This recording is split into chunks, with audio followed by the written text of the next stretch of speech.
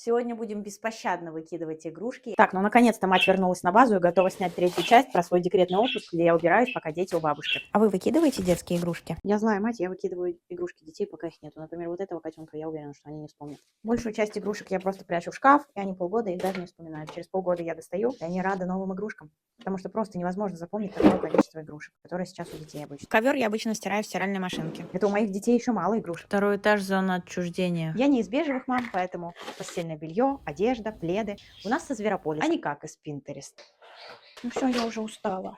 Мне еще все вот это убирать. Надо перерыв. Вот